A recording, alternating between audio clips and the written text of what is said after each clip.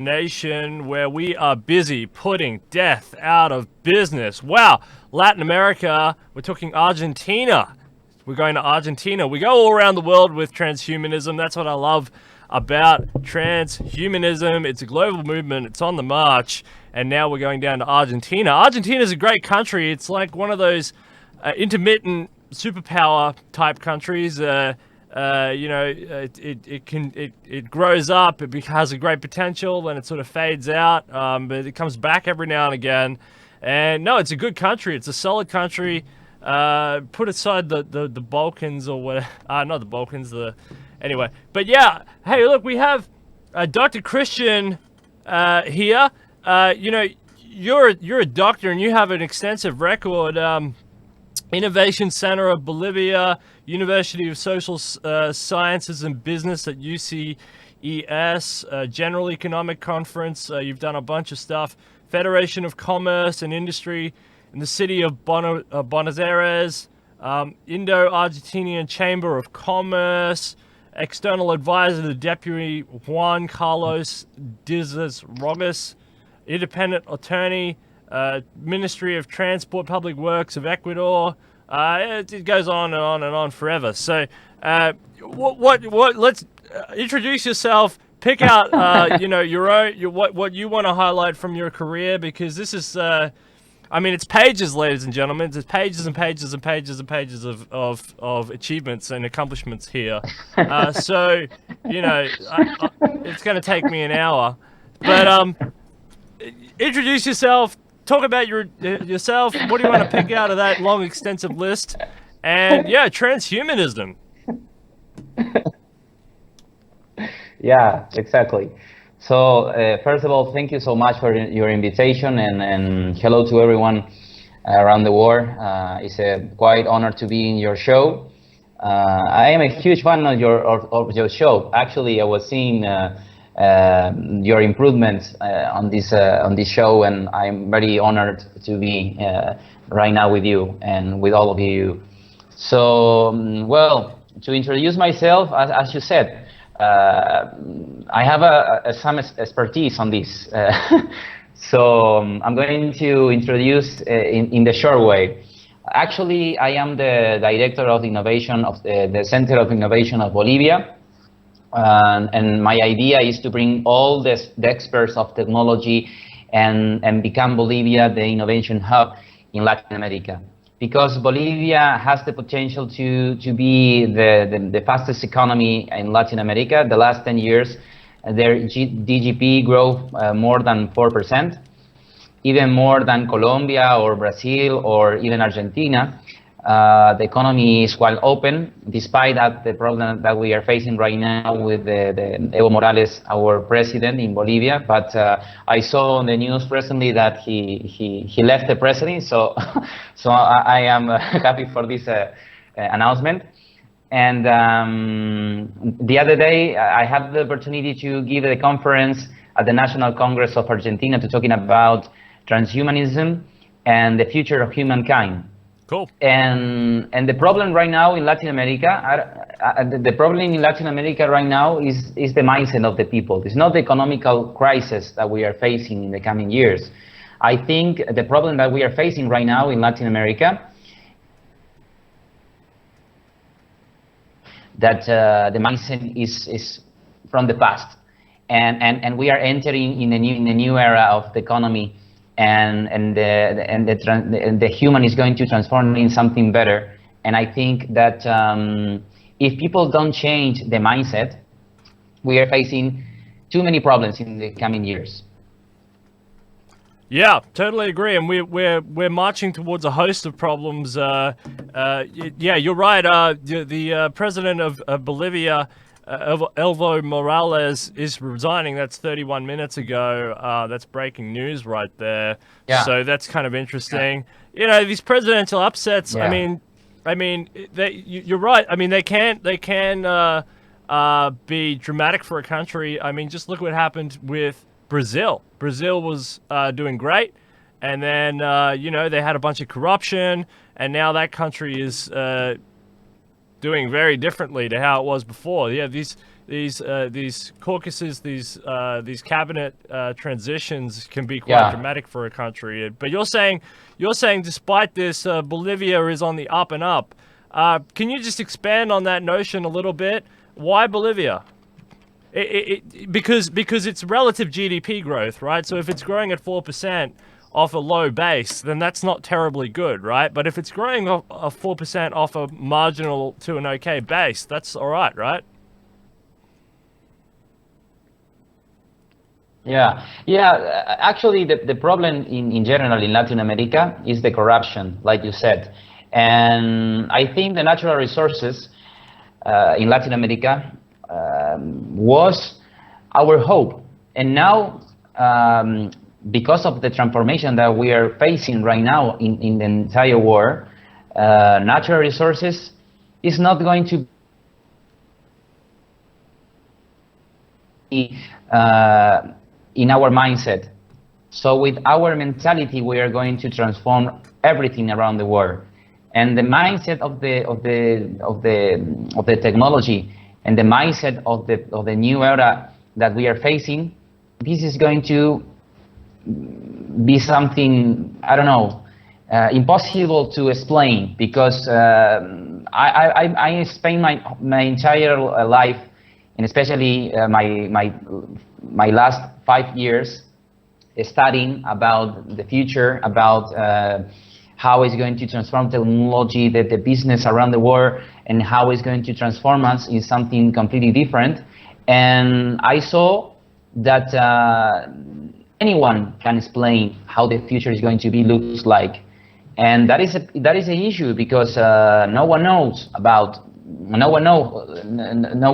who is going to transform the world. We know that 5G is going to be something incredible in our lives. We know that artificial intelligence is going to transform everything around us. And we know that transhumanism is going to be the evolution of humankind. It's not a movement, in my opinion. It's our destiny as humans. Yeah, it's an inevitable destiny, and it's something that's been happening either consciously or subconsciously for the whole of human existence. And, you know, we're putting a name on the face of the natural progression of humans. For example, I don't know about in Bolivia or Ecuador, but where I am, because I'm not a huge Apple guy, okay? I don't have many Apple products now. I wish I did sometimes because of this thing. But you know, I don't know. I don't follow Apple or whatever. But I just was walking around in the city, and I saw one day, and then I saw another one, and then I just saw them everywhere. And it was these people with these headphones. These headphones are these wireless headphones. They're a tiny little thing. And yeah, I just saw one, and I thought, oh, that's kind of interesting and groovy and whatever. And then suddenly everybody's wearing these headphones. Literally everybody, everywhere I walk, everyone's got these tiny little headphones in, you know. And I thought, wow, you know, but I know these people aren't transhumanists, or I'd be meeting with them and talking to them in real life, but they're just following the crowd. And I just thought, wow, what a transhumanist thing to do, you know, like these are normal people out there following in a consumer-based function where, you know, the old headphones with the wires down, they're perfectly cool, you know. People wear them but they're retro now. You know, now it's cool to have the headphones with the wireless, the wireless whatever from Apple. And I just thought, you know, that's totally this transhumanist idea, this subconscious transhumanist idea, where out there in the big wide world of celebrity or product innovation, or some group at Apple, some focus group or something has said, how do we sell these small headphones to everybody on the planet? And they've said, oh, we'll do this, and we'll give it to this person and that person. And suddenly I'm walking around Melbourne, and everyone's got these headphones. Now, that's a really small thing, but it's a transhumanist sub-vibe that runs through the whole mainstream culture, and and people are totally unaware and totally, you know, not cognizant of the fact that they are literally transhumanists.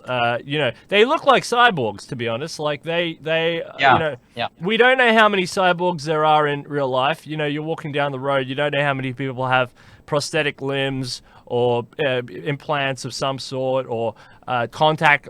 You know, this is a very common one now. Contacts is very, almost the norm now. But you don't know how many yeah, people have that. And you know, everybody wears clothes. Everybody has a mobile phone. I mean, people are so transhumanist already, but they can't put a name to what they're doing and what they're participating in. You know, so it's absolutely, it's a natural evolution. But right now, it's a consumer-focused evolution, and what we're trying to say is it can go beyond that. And let's talk about that, because you just gave a conference of that in Argentina, the future of yeah, humanity. exactly. So tell us, what does that mean? Well, the future of humanity, in my opinion, is going to be for the people who are ready for it, because, like you said, in general, in Latin America, I would like to talk about Latin America, because this is the market that I know very well. But I don't know exactly in Australia or in USA if too many people is involved with the transformation of humans, and how technology is going to transform our lives. This is not just about to talk. This is not just to talk about commerce, or just to talk about the something specific. This is something that is going to transform everything. And in Latin America, the problem is only a few of the people is really know about this situation, and that is a huge problem, because from the next year we are going to into a new era of the world. And like you said, when you said something related with the cell phones, well, since 80s we are already cyborgs, in my opinion, and technology is going to be now is part of our lives.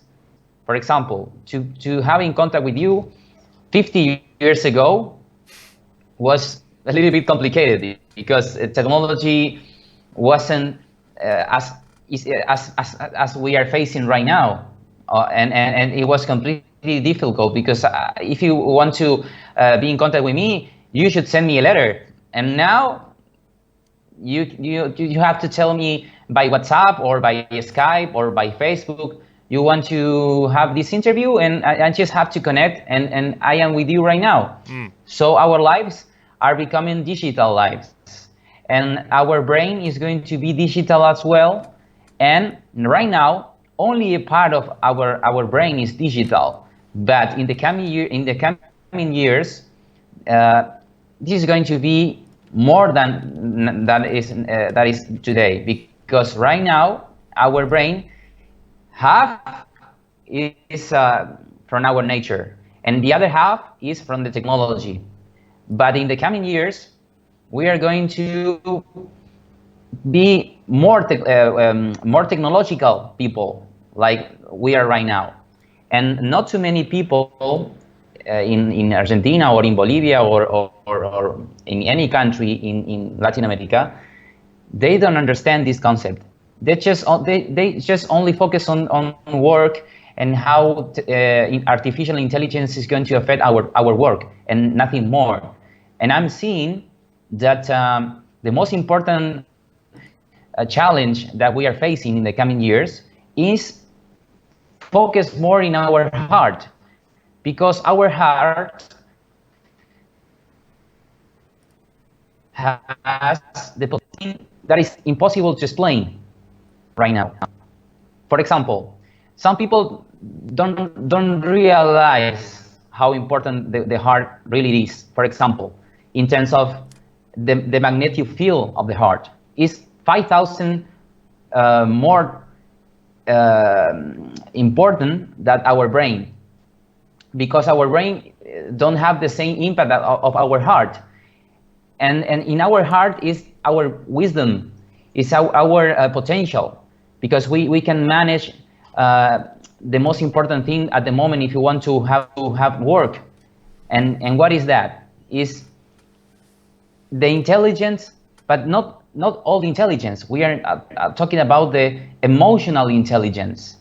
So in this sense, I assume that in the coming years, we have to face how we are going to transform our lives, but we don't forget that we want to work in our heart, because in our heart is the key of our transformation, in my opinion.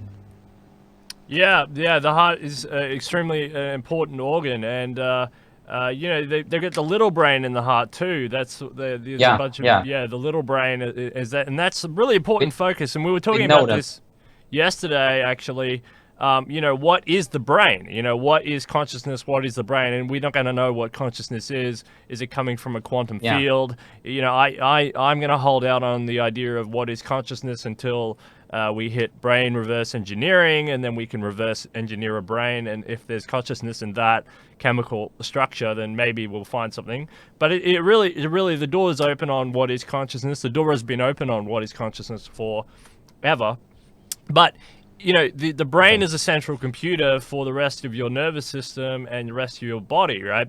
So, you know, it's really interesting you're talking about this, because, you know, a lot of people say, you say, oh, what do you want to upload your mind in the future? And they go, oh, I don't want to upload my mind. That sounds really, really scary. That sounds really, really weird and crazy. But hang on, all of these people, if not most of them, vast majority, are happy to upload their memories to the cloud, which is essentially Facebook and Twitter and social media and YouTube and whatever. This is essentially a 1.0 version of a memory upload. It just doesn't have all the senses, but it has audio and visual being the primary senses, and it can store and record and everything. You just can't really access that information in a digital way, in a digital form. You access that information by consuming it through your prefrontal cortex and by generating images, just as you do with everything else. You know, with real life, everything is actually kind of 2D, like we see in 2D, really. I mean, that's kind of, we project out into 3D and our brains can work that out. But, you know, this mind uploading 1.0, people are doing it voluntarily. That's what Facebook is. It's mind uploading 1.0. It's not, you know, it's memory uploading. It's memory upload. So these people get freaked out about mind uploading, but they're taking infinite amount of Snapchat pictures and Facebook pictures of themselves and stuff like this. So it's kind of confusing how we live in its two-track world, where someone like yourself is out there saying, you know, this is really important. The future of humanity is headed in this direction. And literally everyone is walking in that direction, but everyone's in denial. Everyone's saying, no, we're not. We're not that stupid. We're not that, you know, it's a really interesting phenomenon. And I can't wrap my head around it. And then it makes me really wonder what the human game is. What our humans are trying to achieve, because do they really, you know, because like one of the largest, you know, alternative media stars of the 21st century in the early, you know, up until almost now has been Alex Jones. And what's the main thesis of What's the main thesis of Alex Jones? Well, his main thesis is that we're basically cavemen, and that we have to return to the caveman inside of us while he's surrounded by all this technology. You know, broadcasting out to the world, millions of people saying, you know, return to the body, return to being caveman, you know, it's all over. Transhumanists messed up in the head. And a lot of people buy into this, but then get on a plane, and they buy into this, and then they get on the internet, and they buy into this, and they go to the doctors, and they take supplements, and they buy it. It's they're living in denial.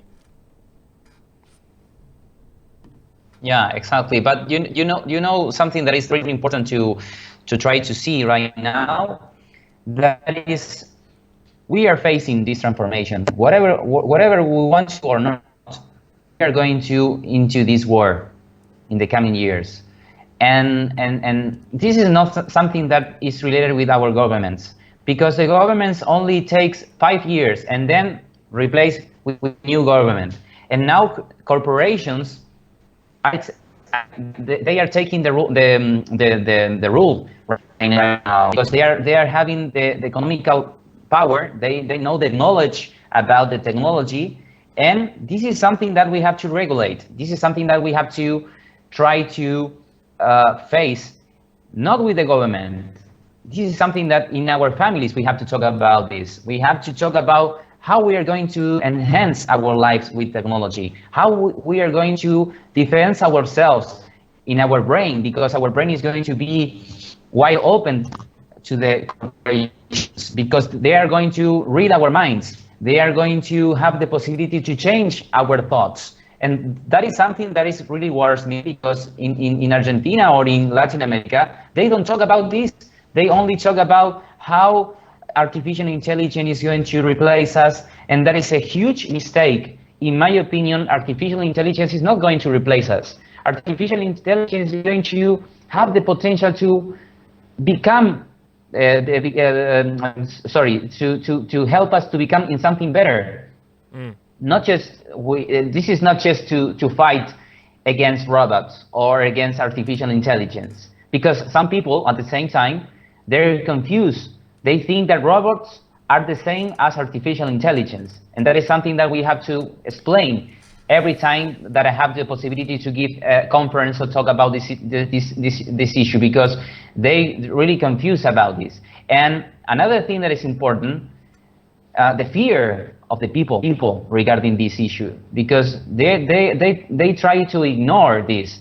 They try to, no, this is, like you said, this is not for us. This is only for corporations or only for professional people. This is not for me. And that is something that we have to talk in our families. This is something that we have in the main topic of our conversations every day, because this is something that is going to change ourselves. And that is not an issue to give to our government to discuss, because our government try to regulate. They are trying to focus on our trade, or focus on in bilateral relationship around the world. But this is something not just only for economical forum. This is something that we have in our families to talk about this.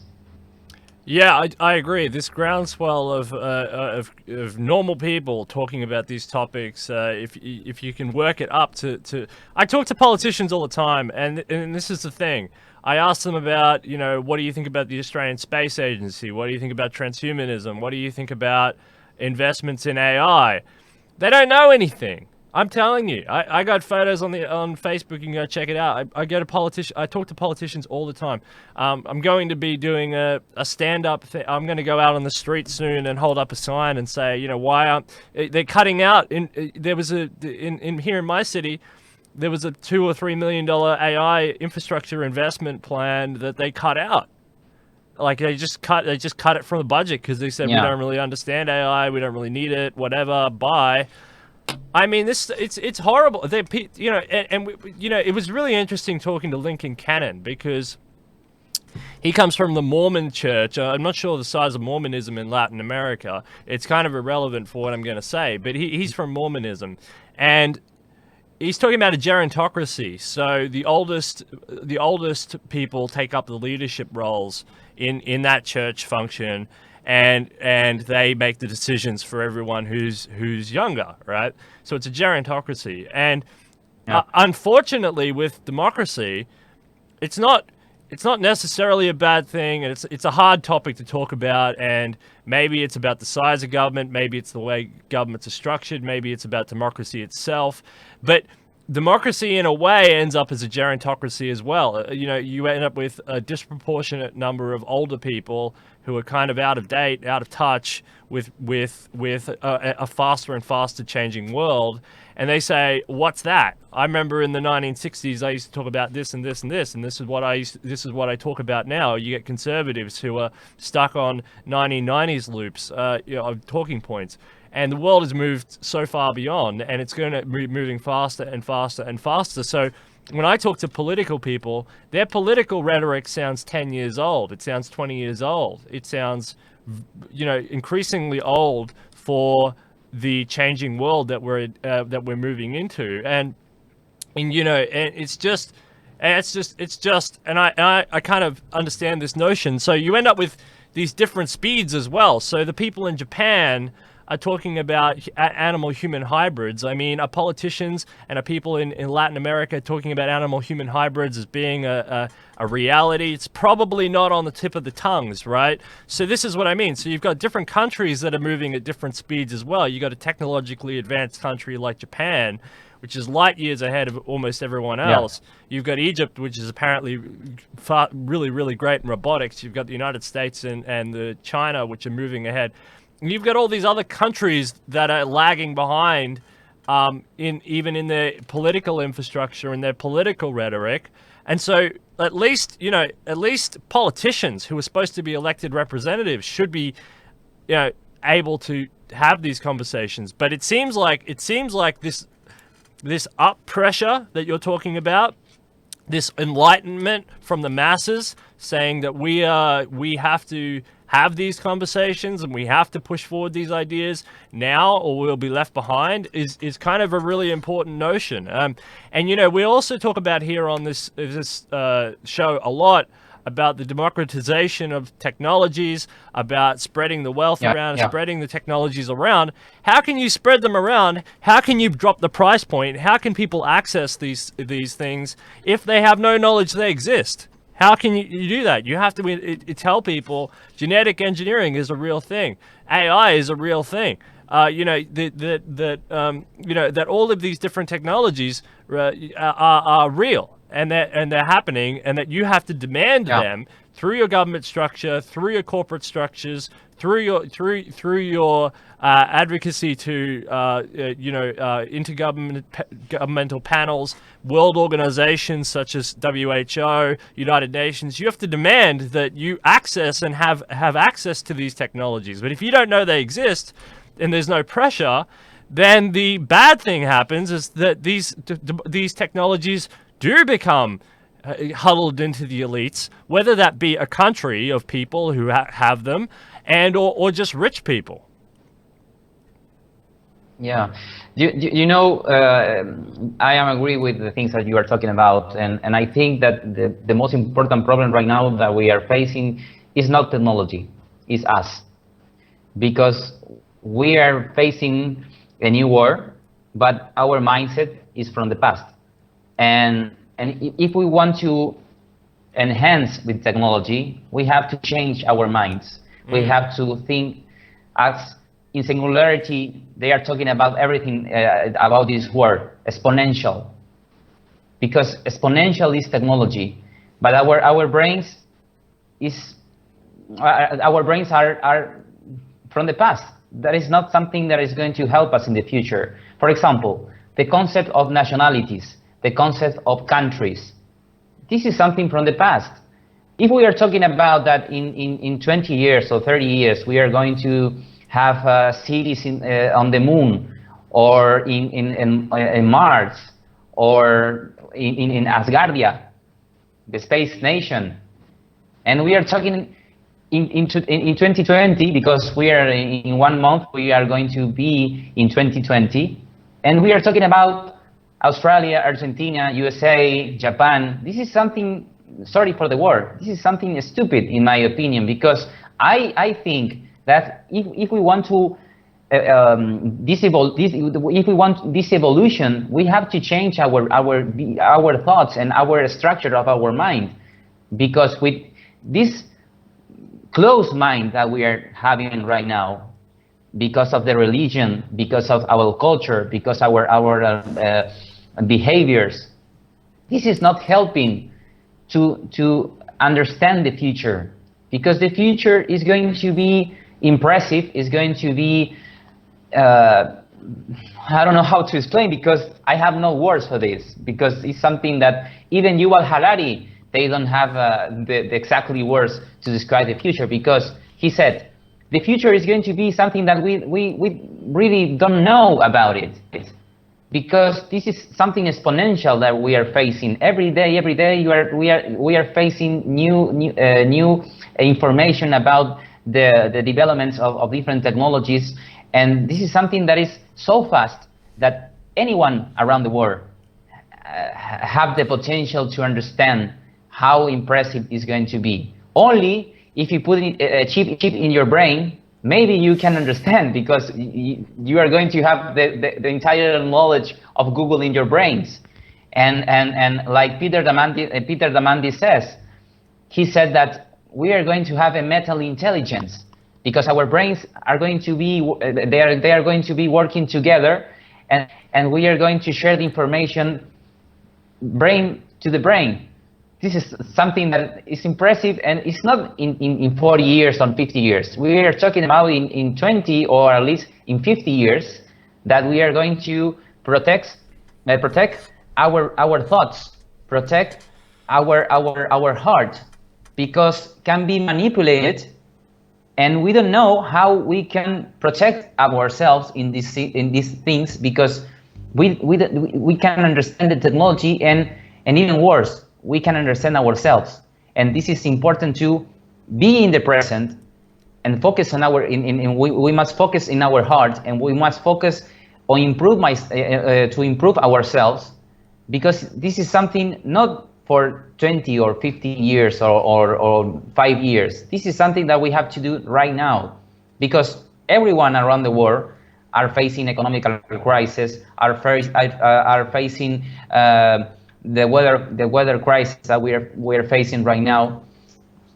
But this is something that we have to discuss with ourselves, how we are going to see ourselves in 5 or 10 years, how we are going to have the concept of humans in 20 years, or even less, in 5 years, because technology is going to be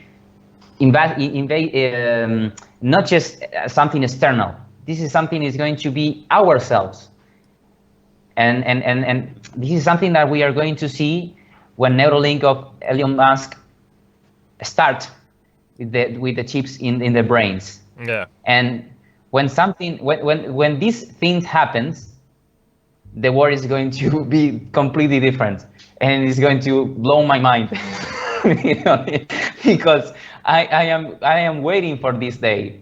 I am waiting to see the first superhuman, because we are so close to have on Earth the superhumans, not just in science fiction movies. We are going to see how we are going to transform everything around us, and we have the power, and we have something that even the richest people 20 or 50 years ago didn't have, and we are going to have that potential. But we have to take care of our potential, because otherwise we are going to face a huge problem, because in one case you are going to see a cyber nation like Japan. And on the other hand, you are going to have Caribbean countries that right now they are facing economical problems, and at the same time Latin America, they are facing the same issues. They are thinking about if capitalism is good or not, and this is something that we have to talk about 20 years ago. Now, if you are thinking about the evolution of ourselves, talking about politics, talking about Trump, this is something, I don't know, this is something from the past. The most important issue right now is not to defend a political party. We have to defend ourselves, because we have the opportunity to be into this evolution that we are facing. But the consequences, if we don't do anything regarding this, I don't know, but it's not going to be positive if we don't change and we don't start from today this transformation. I totally agree, and you've mentioned a lot of stuff there. I don't advocate a federation like you see in Star Trek in terms of a United Nations one world government. I've never said that. I wouldn't do that. And the only reason I don't do that is because it becomes a prison planet then. I don't mind a little bit of competition, even between political governments and political forces. Not in a negative way, never in a negative way. But you see, if they make a bad decision, if they make a bad law on Earth, when it's the only planet you have, then Yeah. that's for everybody, and that's the end of the story, right? And no one can go up against a planetary wide government that makes a bad decision. So, yeah, even if it was half-half, even if it was 50-50, I mean, then you could choose which one you'd prefer. I mean, that's even more better. Or if it's 7 governments, like a continental government, 1 government for each continent or something like that. For me, that's a better option. Let's say the whole solar system was colonized and there was a bunch of governments out there. So Jupiter had its own government and Mars had its own. Then I would talk about a federation of Earth, because relative to the other powers, even a rump state of asteroid belt states, a collection of asteroid belt governments or whatever, that's fine in that context, because there's relative power balance there. So I wouldn't talk about world government in that way, not while we're still on the planet, but once you leave and you have a diversity and you have options to move, then I'm happy to talk about a world government in that way, because if you don't like what they do on Earth, just go to Mars or go to Jupiter or go and live on an asteroid, or go to Alpha Centauri and freeze yourself and head off if you really hate the solar system.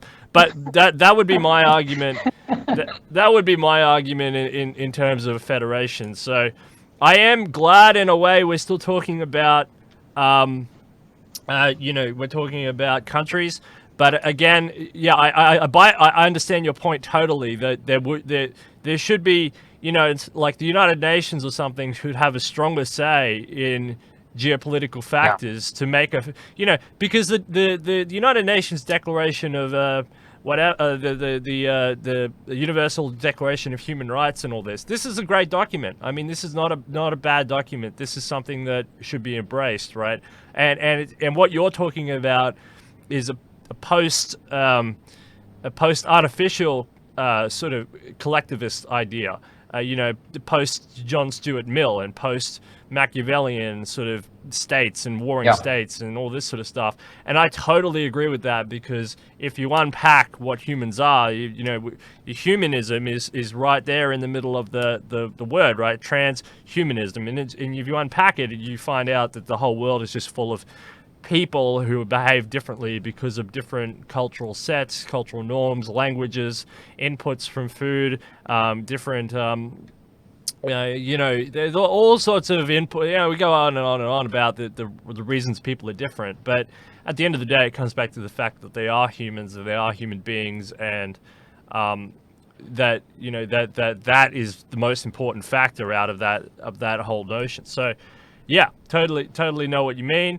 I'm not sure if I totally agree, but yeah, and in your other statements, yeah, it is a crazy world, and it's scarcity. Scarcity is the main problem. So when you talk about economic factors, that's usually a supply and demand distribution problem. Yeah. So, why? Latin America, the last time I checked, Latin America is a very prosperous place. And, if it let's say it had a united government, I mean, it could take on the United States as a world powerhouse. I mean, it's not destitute. I mean, there's plenty of agricultural land, plenty of fishing, plenty of minerals and resources down there. Latin America is not a place. It's a beautiful country. It's a beautiful place, but yeah, at the same time, there's inefficiencies in our global system that keep areas of the world depressed. And another thing we like to talk about here on Detonation is the fact that, can the world sustain another economic boom on the something relative to China or in India, China economic boom, let's say in Africa, when Africa develops totally and fully. Africa's on the up and up. Many people don't talk about the fact that Africa is on the up and up, but Africa is on the up and up. From Ethiopia to Cameroon to Nigeria to Ghana. South Africa, Egypt. The whole the place is boomtown in a sort of sense. But how do we help Africa skip some of the dirty development phases and the dirty development phases of the 1800s industrial revolution? I mean, do you really want to open up? I mean, we all want the living standards of people to go up, just as we want the living standards of people in Latin America to go up. But we also don't want to impact the earth, as an externality, negative externality on the planet, because we have to go through this stupid idea of, dirty manufacturing all over again. It's too much. The planet can't do it. And that's not to say, okay, let's ride them off and leave them in poverty, because that doesn't work either. That's a stupid idea as well. So it's how do we help these countries and these people skip development phases, skip dirty development phases, so that their wealth goes up, but also the eco consciousness goes up along with that wealth curve. You understand what I mean? Yeah, I think that the issue to discuss at the political level, I think that must be globally discussed, not something for Argentina or Ethiopia, because they are going to have different opinion in terms of what is going to happen in the coming years. So in my opinion, if we create a world government, we are going to face artificial intelligence around the world. And every step that we are going to face as unique government, we are going to have a prosperous world. Otherwise, I think not around the world we are going to see this impressive world that we are going to have in 10 years. Because, for example, in Latin America, the last month, we are facing some political issues in Chile, Ecuador, Argentina, Bolivia. And this is something that is from the past, because we have to be ready for the future, and we have to unify countries, in my opinion, to discuss these issues, to discuss not just only regarding the climate change. That is something that everyone is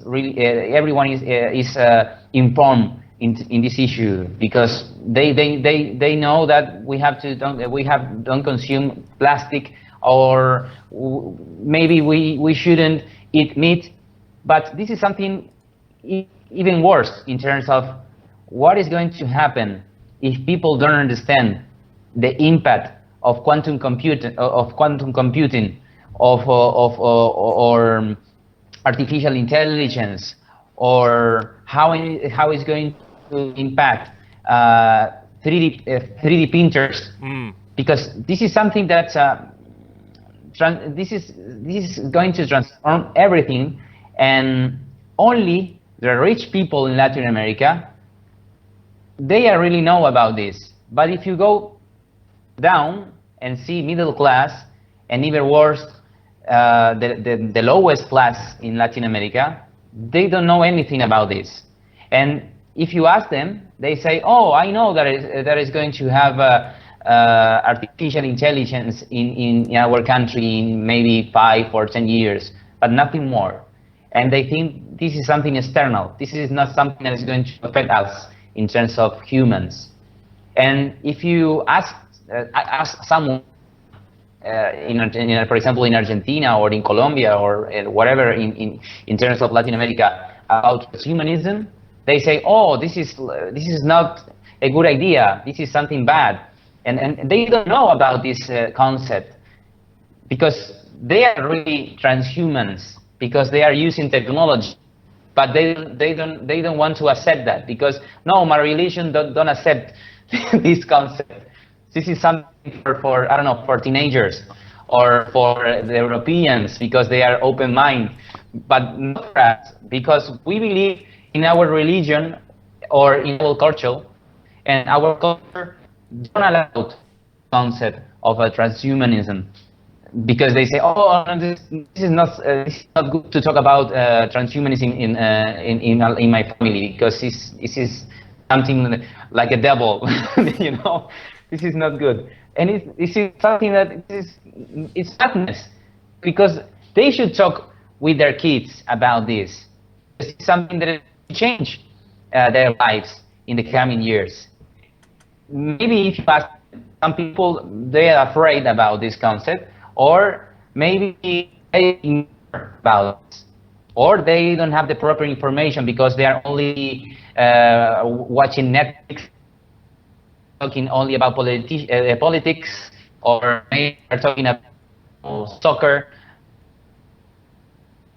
Just say that again. I think your internet is. America is not to think in terms of 5 or 10 years, like Japan or.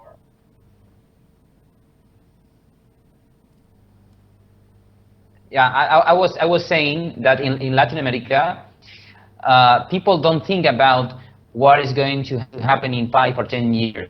They think only what is going to happen at the end of this year. This is not the same mindset that you have in Japan or Germany or in some places in USA. Andrew Yang, a politician in the United States who you're familiar with, but a lot of people aren't. Andrew Yang, he has this cool quote basically where he says poverty is interest. I can't remember exactly how the quote goes, but basically poor people are, they're charged more because they're poor. And, because when you're poor, you don't go to the dentist as often, you get rotten teeth. Then it costs you more in the long run to get them all fixed. When you're poor, you don't get that car checked. You're going to get your car checked as often. You're more prone to getting into a car crash and then having medical bills. When you're poor, you don't buy proper shoes. Your feet wear out quicker. When you're poor, you don't get as much rest as other people, so your brain wears out. When you're poor, it costs to be poor. It costs interest to be poor. It compounds on itself. Being poor is a cost, right? And when you're rich, you can afford to buy your way out of solutions and take time to learn and sit down and read and relax and figure out better, more efficient solutions to problems, and buy services that enhance your life that in the long run save you money, that you never get a rotten tooth and you don't have to pay for surgery, that you never get into that car crash, you don't drink dirty water, so you're not sick as often, which means you can work more and higher paid jobs, and you can dress better, and you can afford to have spare money over to invest, to make more money. I mean, so poor people are punished, right? And it's the same with I find with countries, because I think of countries as essentially people when I look at it as a composite. And poor countries are thinking the same thing.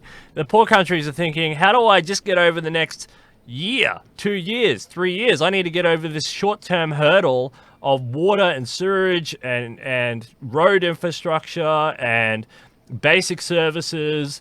All this gibberish, Judah, hoo-ha about genetic engineering, biotechnology, robotics, artificial intelligence, anything else, 3D printing, rapid transit. That's all hoo-bah, hippity-hoo-bah, blah, blah, blah. It doesn't mean anything. It's all off in the future, jib-jab, gibberish, right? Because it's an investment that these countries can't even afford to think about. So the people... The rhetoric and the people respond to each other. There's a cyclical relationship there. So the people on the lower levels are thinking about, how do I get to the end of this day? How do I get to the end of this week? And if they're lucky, maybe they're thinking about the end of the month. I mean, but people in these other countries, Japan is thinking 30 years ahead. Japan in the 90s was thinking about space missions and space moon bases and stuff like that. I don't think Bolivia is thinking about space moon bases. America is talking about, no. Americans are a bit upset because they're like, oh, we could have been on Mars in the 1960s. We could have been on Mars in the 1970s. We could have been Mars in 1980. On and on and on until 2020. But they're talking about Mars because they have all these other. It's a long-term vision, you see, and so. Because they have the resources and ability to contemplate these things. And even George Bush launched a huge, massive flop, but it was a moon-based idea. So even George Bush, who's not exactly the biggest far-thinking person I've ever seen in my life, was thinking, okay, just as a prestige act, let's go to the moon for fun, right? So it's this poverty breeds short-term thinking. This sort of wealth effect is this long-term thinking. Yeah. So I find that someone like you, who futurists have a tough job in these countries, because they're saying you have to think outside of the span of your capabilities. But the thing is, and here's where the gold nugget is the internet exists. People are like, there's a community of people and a community of companies and a community out there in the world that are willing to either make money or to assist with their own time, personal effort, or there's international organizations that are plenty of money. They're willing to help. The thing is, you have to just shake these countries and go, wake up. You can if you wake up, you can access this infrastructure, you can access these ideas, you can access these technologies, you can implement them into policy and into strategy. I mean, you don't have to spend $3 billion on the genome project. You can get it for $100. Okay, it's already been done for you. You can get it on pennies on the dollar. You can access the internet infrastructure for pennies on the dollar, as opposed to having to develop it. This is all free overflow. You don't have to do that hard work. And this is why we're talking about Africa skipping development phases as well. But that's the trouble. That's the struggle that you futurists have to trying to wake these people up, because they're stuck in that next month, next year, next 3 years, short-term thinking. Yeah, and that is something is going to be worse, because with technology and with the improvements that some countries they are going to have, like UAE or China, you are going to see different worlds if you travel. And this is something that happens to me when I travel for example, to UAE. I saw a different world. I saw that I was in the future for a while. And when I come back to Latin America, I felt like to be in the 80s. And right now, in the entire continent, I am feeling that I am living the 80s. And this is something really sad. And this is not for the economical problem that we are facing right now in the continent. This is something for the mindset, because like you said, Latin America is a rich continent. We have natural resources. Now we have lithium. Argentina, Chile, and Bolivia, they have plenty of lithium.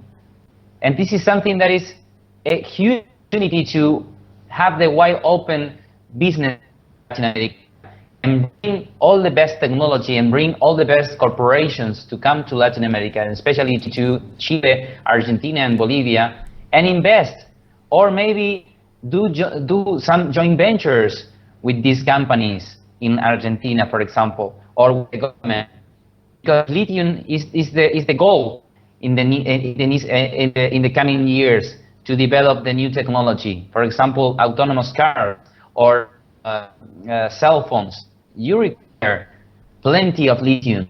And Argentina and Bolivia and Chile has more than half of the lithium around the world.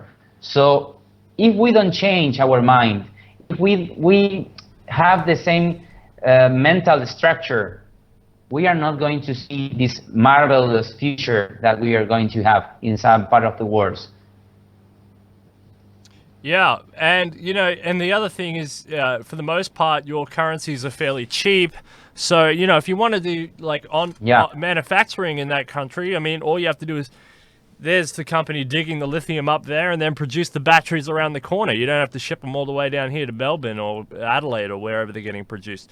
But yeah, this is the struggle. I mean, this is the idea, and your governments have to do a good sales job. But yeah, this notion of living in the 80s, I totally understand it. There's parts of Australia that don't keep pace with other parts of Australia, for example, but the whole of Australia is fairly it's developed, but it's not consistent. I mean, that one of the problems is, I mean, population. We have 25 million people. We have a huge continent to develop. A lot of money per capita, but at the same time, huge continent. I mean, it's huge. I mean, it rivals the United States in terms of the size. I mean, there's arguments of which is bigger, the United States or Australia, and it's the United States. Plus, if you add Alaska on, then it's easily the United States, and all the territories as well, which don't equate to that much space, but it's it helps.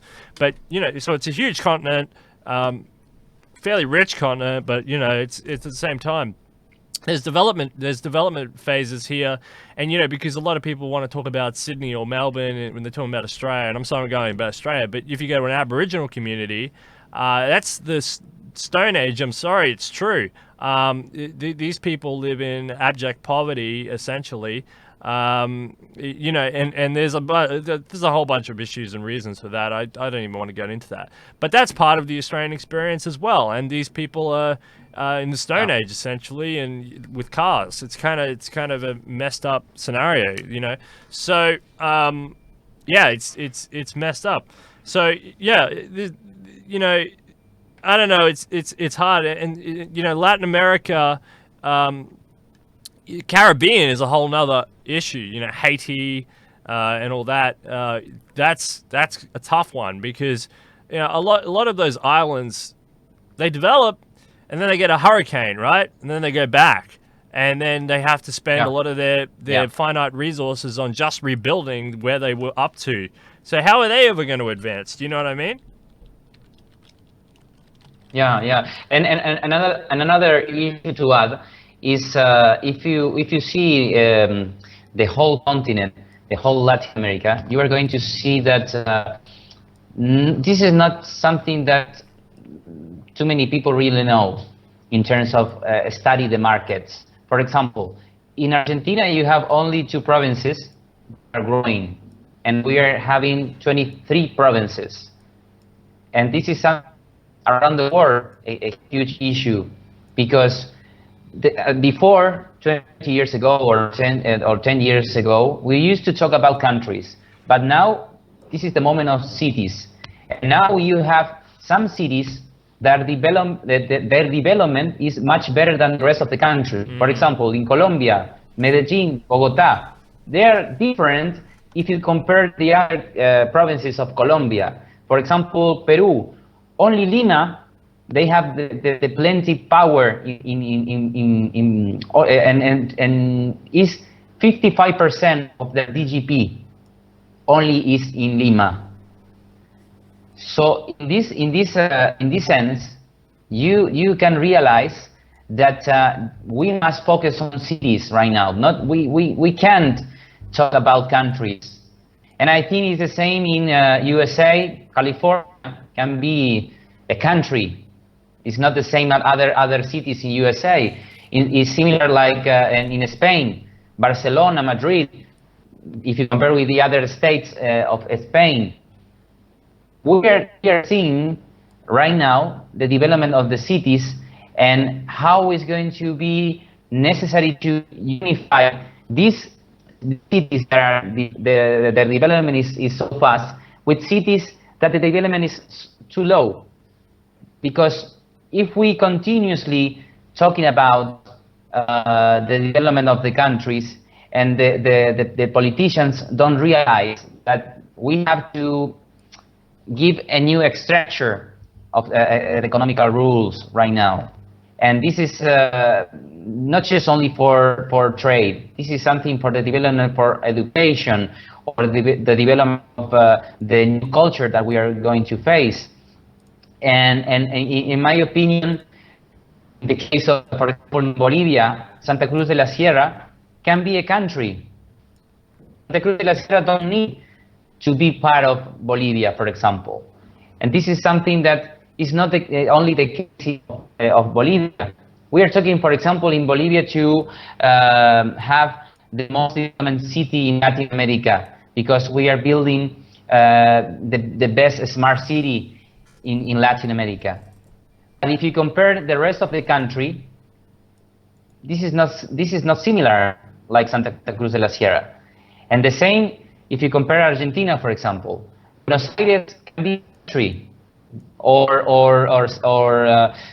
Tierra del Fuego of the world, because too many foreigners travel to this beautiful city and see the improvements, and they see the development is so fast, but it's not the same with other provinces in Argentina.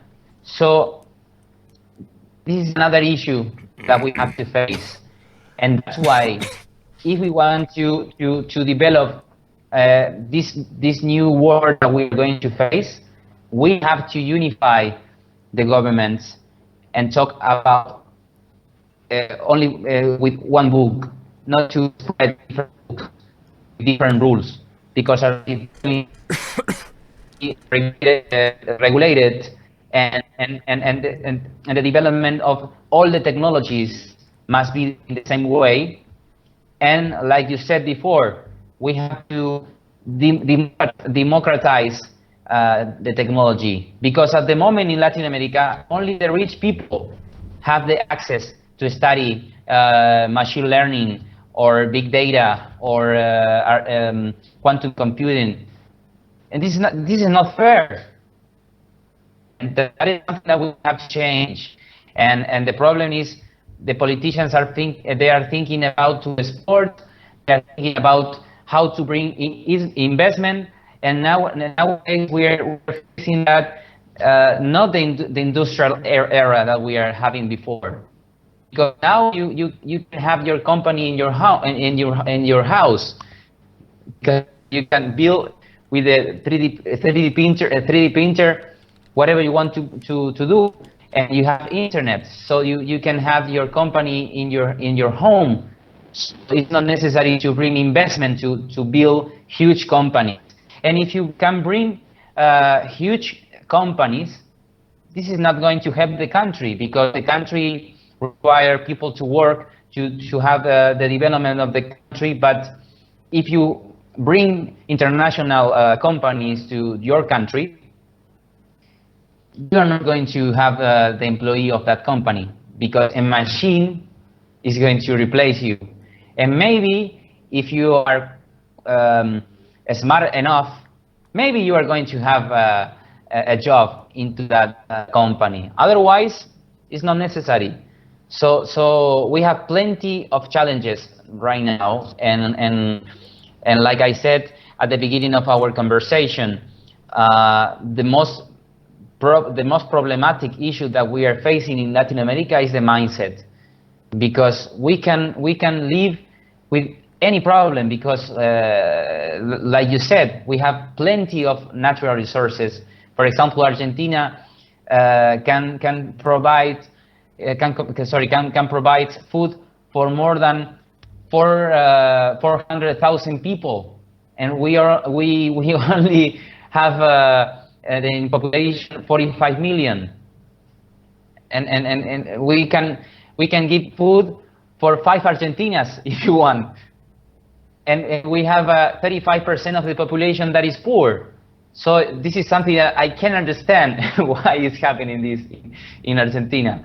Maybe it's the corruption, maybe it's the mindset, but in this new world that we are going to face, if we don't change our mind, if we don't prepare for the future, we are going to face a huge problem.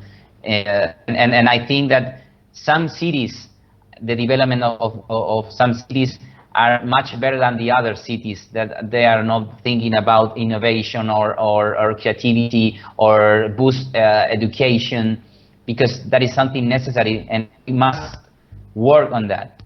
Otherwise, I don't know what is going to be the Latin American continent in 10 years. Yeah, I totally agree. And there's some really interesting thoughts in there. Development of cities, let's talk about that, because that was a theme that came up over and over. And, you know, regional development, yeah, it's important. I mean, but the actual amount of people in an industrialized country in any region always drops. So you have to look at the UK for that example, because that was the country that kicked off the Industrial Revolution after they innovated in coal, like they did coal innovations, for example, and they kicked off the Industrial Revolution. And it wasn't very long until London became, there was a tipping point when London became more populated than the rest of the country combined. And that was quite quick. Urbanization was quite a quick phenomenon, because the rise of machines means that labor, the labor value of labor went up, I guess, and the attraction to higher wages, because of those labor weights, those labor. So the value of labor went up because the value of the work that they were doing was higher, because you could produce more textiles per person, per man hour, or whatever. And so the wages went up, and they followed that, and it was all condensed in an area, and they all condensed around these factories. So you ended up with mass urbanization quite quickly. In the 1800s, urbanization was really rapid. And in the 21st century, urbanization has continued unabated. The 20th century was the century of mass urbanization, where it was a sort of urbanization of a new standard, a new model of urbanization. I mean, urbanization was attempted fairly well in Europe. I mean, when you're talking about the World War I, regional areas are still a thing, but by World War II, you can bomb a whole city like Dresden, or London, and win the war. The urbanization in Europe was quite sophisticated. The second half of that century, urbanization was formulated into national policy, where the rise of cities was exponential. You look at any map, urbanization map, and cities just exploded across the planet. Every single city exploded across the planet. And more people are living in cities now. I think they call it the urban transition in demographics or something. But the amount of urbanization now outstrips the amount of people in regional areas, and I think that's set to continue. I do have a demographics book here for the actual stats somewhere. But yeah, I think it's either the tipping point's either happened where we're over 50%, or it's way over that. But the massive urbanization is there, and politicians have to concentrate on regional areas, like old geopolitical games like Paraguay, I think, was a country that was just born out of nothing, because it was a buffer state between Argentina and Brazil, because Argentina and Brazil had multiple wars, if I recall correctly. And so they built these things. Yeah. But nowadays, these geopolitical games, I mean, I'm kind of torn on this, because you do the efficiency that cities generate is huge. I mean, and if you can really work out the structure of cities so that they do become zero waste, then you have a more efficient planet. I mean, vertical living is better. Vertical farming is increasingly better. You can get better food so you can leave the and most sci-fi ideas become the fact that you have mega metropolises such as New York, Tokyo, Hong Kong, Shanghai, London, Moscow, I don't know, some other city. You have these mega metropolis areas, and then the regions become essentially just national parks or world parks or something like that, and they're just left alone with very small communities that either tend to the parks or do live out their lives for scientific research or scientific purposes. And you can see this in a cultural context of Hollywood, such as the Hunger Games, right? Where it's a sort of dystopic future where the urban metropolis is sort of like a Rome idea, where you have the Colosseum. It's a digital Colosseum, or it's a real Colosseum with digital infrastructure, and they want blood from the regions, so the regions play off against each other, and you end up with that scenario. But yeah, urbanization is incredibly important for efficiency's sake, and upgrading the people and infrastructure in a smaller geographic area is easier. But what do you say about the people who aren't urbanized? What do you say about, because this is kind of where I'm talking, like where I want to go. What about people who don't live in cities? I mean, even though they're increasingly small of number, do you still care about them, or do you think that we should all just urbanize? Well, I'm seeing that the same situation that we are seeing in China, for example, that in the last 2 years, too many people from the rural areas went to the cities. The same situation is happening right now in Latin America, especially if I have to talk about Argentina or Bolivia.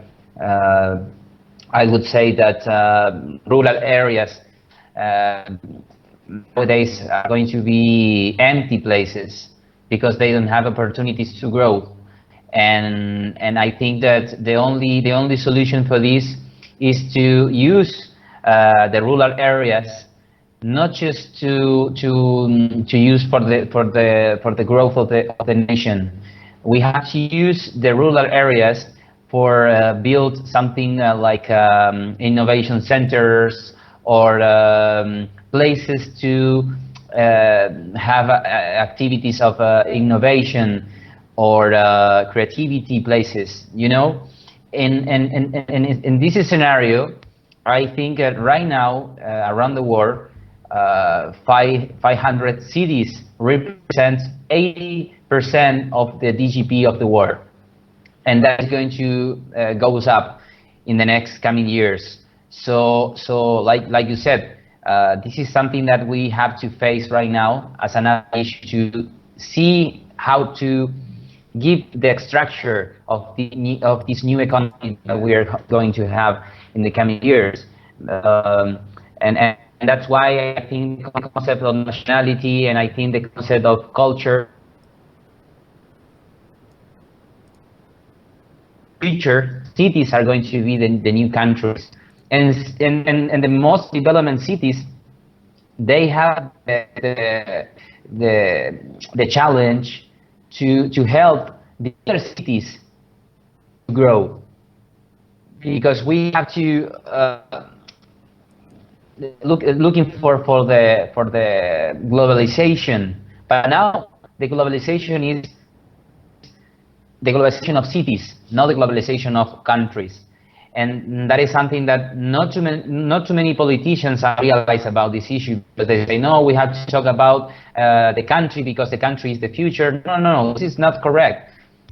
If you are in UK, you have only 2 states. If you are in Germany, you have only four places that you are going to see the development of their economy. The rest of the country is not the same. So this is something that we have to figure out the way to give the new structure. And this structure, the new structure for this concept, is not going to be the industrial revolution, because the industrial revolution is going to change the concept of work, is going to change the concept of bring investment, because with the code we can give power to other person. For example, if you want to know about how to build something that in your country you don't have, well, I have this information. So the only thing that I have to do to help you is I have to give you the information.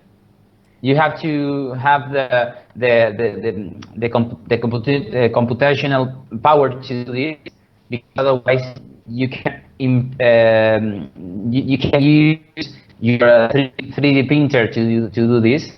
But if you have a computational power, and you have the to print this thing that in your country you don't have, well, now you can. That's why the concept of trade is going to change as well, because the only thing that you require in the in the new era of commerce is codes, nothing more, because artificial intelligence and 3D printers are going to help you to develop this new commerce. The issue for the rural areas is we must build in those areas new places of innovation to develop this new commerce. For example, new technologies, or bring some experts around the world to develop new commerce in the rural areas, to spread around the country this new commerce.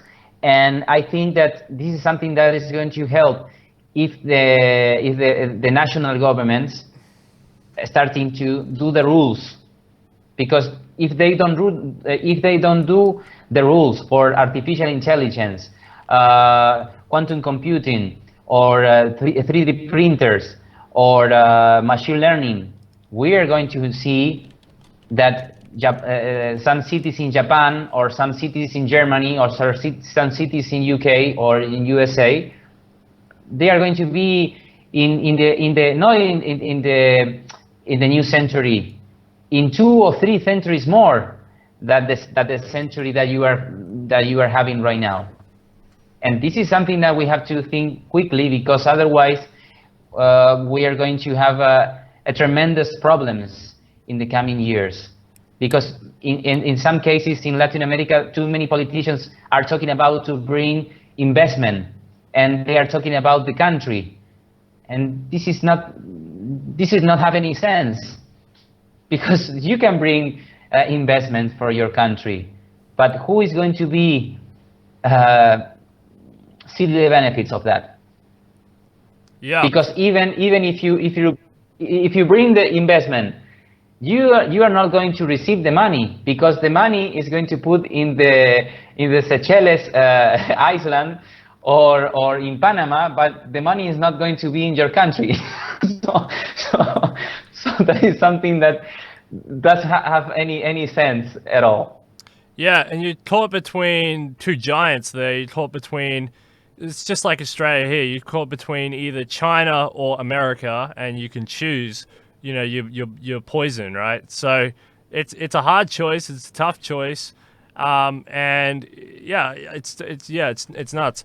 But I want to touch on something. So you mentioned, you know, these rural areas have to have, you know, the future is code, yeah? So I just did an interview with a gentleman, James, and he's basically building a thing called Cube Spawn. I'm not sure if you've seen that episode. Great episode. Go and watch it, everybody, if you can. But basically, this machine, it's a manufacturing machine. You know, he wants to use it for aquaponics for the start, but it's going to eventually, you know, in its later editions, its later stages, it's a prototype now. It's basically a 3D printer on steroids. That's what it really is, and it could self-repair in its later stages. So it could analyze its own parts. Say the part is breaking down, reprint its own part so it's fully repairable, fully functionable, and give these. You could print, manufacture almost anything you want, right? And you do need raw materials to import into this, to bring into this machine. But again, you go from a linear economy, extract the linear economy idea, and go to a closed economy or a circular economy with minimal inputs, raw materials being one of these big inputs. You can go garbage mining, or trash mining, as they'd say in the United States, where you mine through and get plastics. You know, so that turns the Great Pacific Garbage Patch into a gold mine, for example. I mean, you could install these things all over, and it's open source. People can build this stuff at home. Once you download the components, you can print out the original components using a 3D printer, and stuff like this. If this project gets off the ground, you can give these rural areas access to printable innovations that detether themselves from support networks from larger infrastructural cities. Okay, so you can alleviate and give back power to local communities. So at the moment we have this huge interconnected mass of trucks and ships and aircrafts and planes. Not all that that's all a bad thing. He specifically doesn't like shipping, for example, because in certain zones of the of national territory, national water territory, which is like international law, is like 3 miles off the coast or something. It's not a very large. It's not a very large territory, depending on what you consider. You know, the outside of those water zones, you end up in international law where there's no pollution controls. So some of these ships massively overpolluting. 30% of global pollution is produced by these cargo ships, and he hates that. So he's invented Cube Spawn, which is in a prototype phase, which is going to be able to revolutionize product production across the planet. And this is something that these rural folk in Latin America could greatly benefit from, because it would decouple them and it would give them back their independence. It would give them back their dignity. It would give them back their, their sovereignty from a lot of the forces, not just local forces, not just giant cities or whatever, but local forces as well. What do you say to that? Yeah, I think that the same as I said before, the problem is the mindset of the people. The problem is if we continuously think in the century of the past, we are going to don't find the solution of the future. But if we change our mind and we start thinking in exponential way, we are going to face the world in different scenario. And the problem is not just something in Latin America, the issue. I think in general we are facing this problem, and this is something that we have to act quickly, because the time is running out, and we don't have the proper solutions for things that are easily to easily to find the solution for these things. And I think that we definitely start thinking in different way, because in general the mindset must change. Yeah, I totally agree. The mindset must change. Exponential thinking does change your life. It changes it in massive ways. Thinking exponentially is an incredible tool, and it's something that can unlock a mind to possibilities and imaginations that's just incredible. But what I just want to know this thing. Why Bolivia? Why Bolivia? Why are you bullish on Bolivia? I don't get it. I choose Bolivia because I think the growth in Latin America in the last 10 years was in Bolivia. And that's why I choose Bolivia to develop this innovation of this center of innovation, because I saw that Bolivia is growing, but requires technology and people with new ideas to boost the economy. Because in the future you are going to require people with the knowledge and companies to bring technology to your country. And Bolivia, at the same time, is growing, but in the future is going to face the same problem as other countries in Latin America if they don't start working in innovation or in technology. That's why recently the last government, because recently resigned Evo Morales, decided to create a center of, a ministry of science and technology. That is something in Bolivia we didn't have before. And now I think the future of Bolivia depends on technology, not in natural resources, even in lithium. Yeah, I just don't get it, because like Bolivia, I mean, is it because it's a landlocked country that they focus on innovation?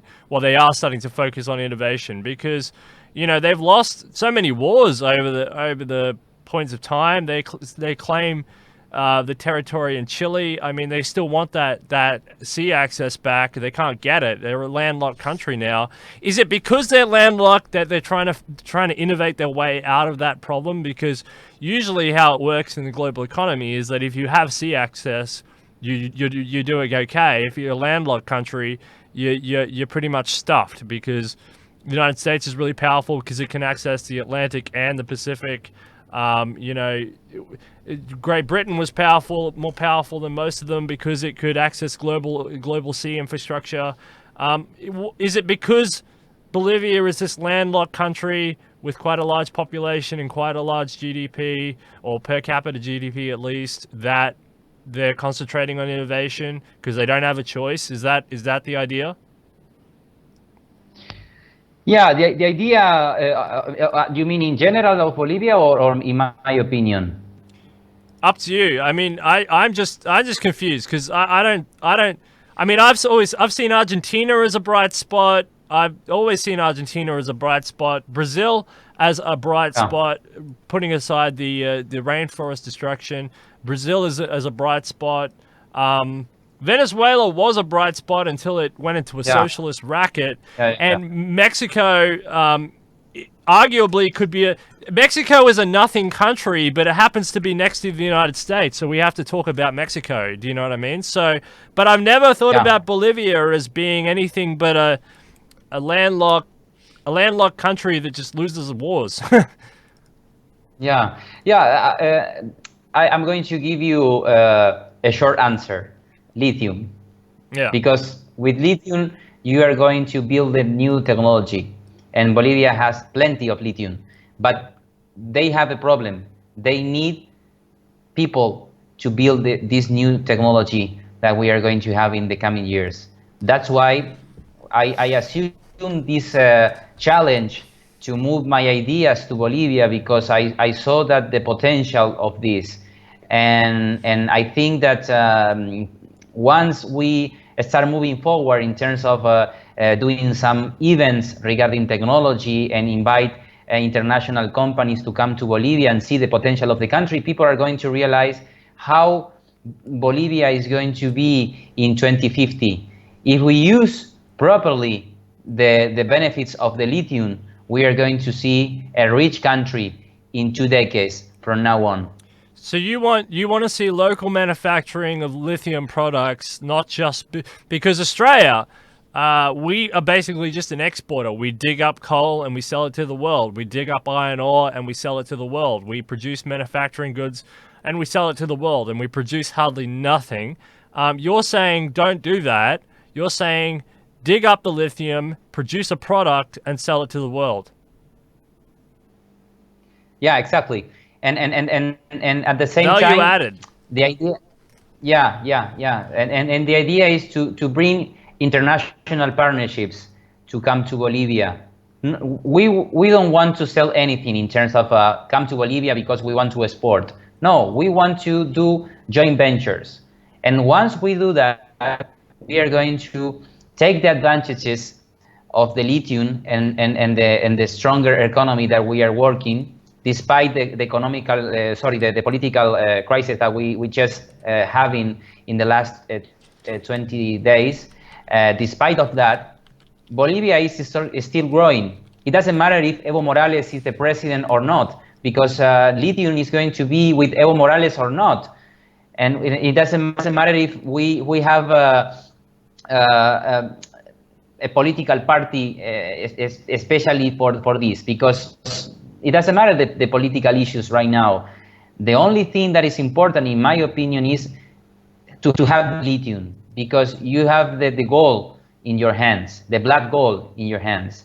And that's why if you can use this element properly, you can do of Bolivia the new Dubai in 2050 without any doubt.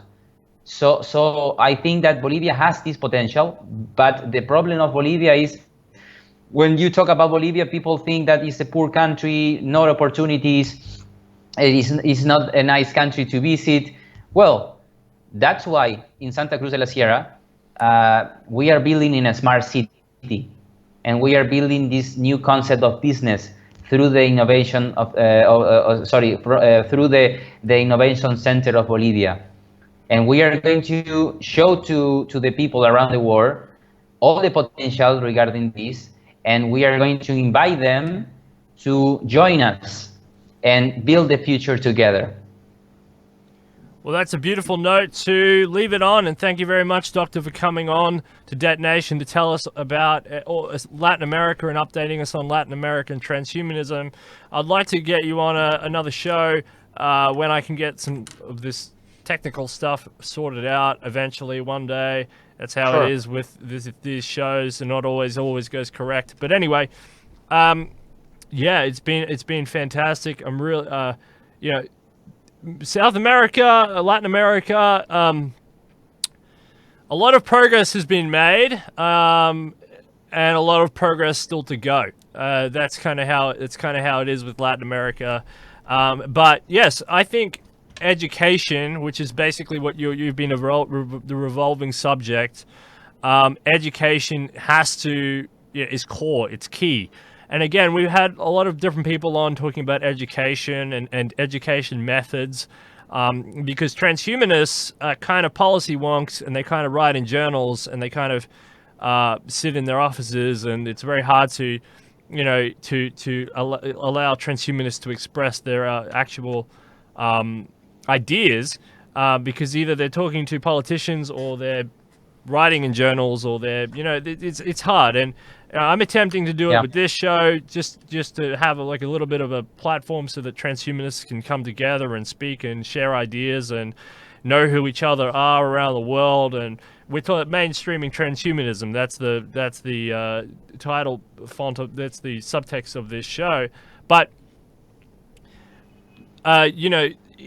education to the masses is a completely different idea. And maybe a children's book is something that's come up over and over and over again, so you get the next generation. But again, we're talking about 50 years, so you need people to educate the people who are 25 years old now, who are in their 30s, who are in their early 40s. These are the people that you want to talk to, and we want to educate ASAP on all these different technologies that are coming up. And if you want to do what you're talking about with Bolivia, in the sense of making that country into a value-added country, where it's not just not just ripping up minerals out of the ground and selling them for the raw product, and then re-importing better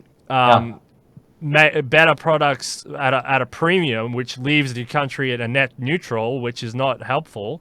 Then you really need to educate that population on these advances in technology. You need to get them thinking exponentially, and you need to get them writing and thinking and doing commerce and policy making and infrastructure building along these lines. And that's a tough task. It's not impossible. It's a tough task, and we're here to assist, and we're here to help. So thank you very much, Doctor, for coming on Detonation, and I wish you all the best in that task. And I'd love to talk to you again ASAP about more about Latin America and future updates and things like that. We've had Jose Cordero on, who's he's big in Latin America, but he's also over there in Spain doing European stuff. So I think of him as a European update. So thank you very much for giving us a Latin American experience. And yes, and we will see you again soon on Detonation, where we... Thank you.